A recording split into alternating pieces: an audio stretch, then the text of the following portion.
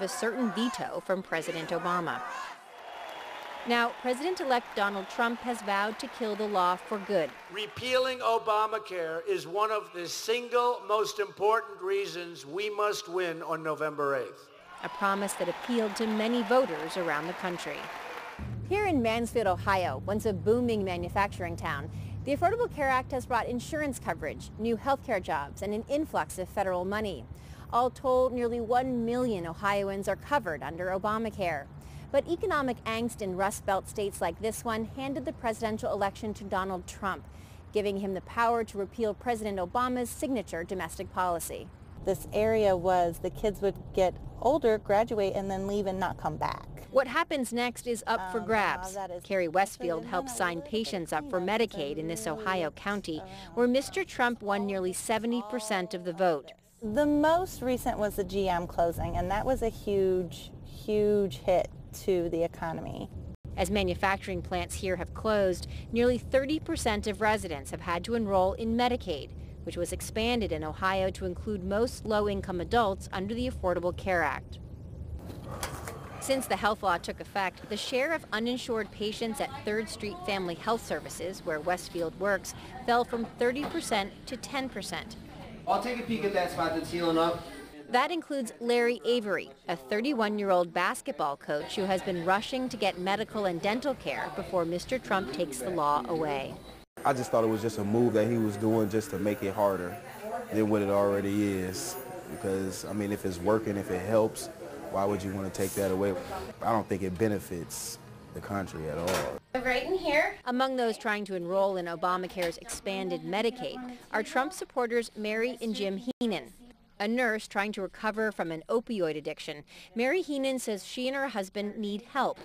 And though she says it can be difficult to reconcile, Heenan still despises the health law. She says it forced the surgeons she once worked with to provide shoddy medical care. I know I'm in the spot where I need help right now from the government, but the Affordable Care Act is the worst thing that's ever happened to this country. And that's exactly why I voted for Trump, because I knew Hillary was going to follow in Obama's footsteps. But John Corlett at the Center for Community Solutions, an Ohio think tank, says other voters didn't take Mr. Trump's promise to repeal the law seriously. I think people have a natural inclination to think that once something starts, that it's hard to stop, that it's hard to take down. And I think a lot of people sort of approached it that way, said, well, no, they wouldn't do that. Across Ohio, the health law has dramatically reduced the number of people without health insurance. At Metro Health in Cleveland, as elsewhere in the country, the influx of insured patients has allowed the health system to provide more preventive care and cut costs by nearly 30%. Despite strong opinions about what's become known as Obamacare, elements of the law remain widely popular. Health plans can't refuse to insure based on pre-existing conditions, and young adults can stay on their parents' plans until age 26. No repeal without replace. Mindy Hedges showed up at a rally outside Senator Rob Portman's office in Columbus to show how vital the law has been for those with medical problems. I'm scared for our country. I'm scared for a lot of reasons. Before the health law, she couldn't get insurance. I was so grateful to President Obama. I owed President Obama my life.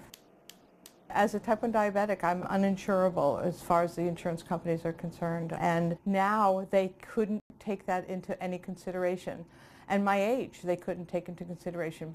Hedges has been calling her congressmen and senators every day to make sure they hear her story. Will he be supporting keeping it at least until we have something better, or at least something to substitute for it?